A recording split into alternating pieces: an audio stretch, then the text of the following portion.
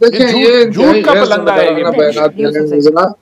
देखिए उस वक्त तो पूरी दुनिया का मीडिया भी देख रहा है कि ये किस तरह कह रहे हैं। इतने लोग मरे हैं जो पेम्स में पड़े थे या जो दूसरे अस्पतालों में पड़े हैं, उनकी बॉडियां तक गायब कर दी गई हैं। तो ये तो चैलेंज की बात नहीं है। जो लोग मिसिंग हुए हैं वो हुकूमत की जिम्मेदारी है कि वो उनको रिकवर करे। कहाँ बहुत सारे लोग मिसिंग है। तो देखें ये अफसोसनाक बात है कि ये रवैयों में इनका अभी तक वही फिरौनियत है। लोग मर गए, लोगों के घर उजड़ गए हैं, कम से कम अफसोस तो कर लो। गलती किसी की भी है क्या? अगर गलती मुल्क के ऊपर आपने धावा बोला है, क्या हमने एक सूबे की ताकत इस्तेमाल करके आकर क्या हमने डी चौक आकर कोई इजराइल का झंडा ले रहा है? क्या हमने कोई पार्लियामेंट पे हमला किया है? अगर नौजवान पहुंच गए वहां पे तो हुकूमत का एटीट्यूड ये होना चाहिए था कि वो मुज़ाकरात की बात करते।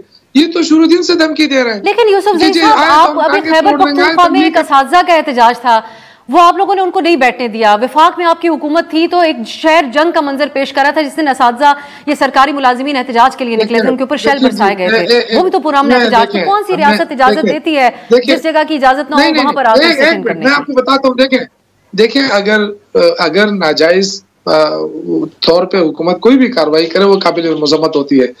देखिए हमने अगर कुछ भी किया है, पहली बात तो नहीं करना चाहिए। अगर किया भी है, मारा तो नहीं है ना।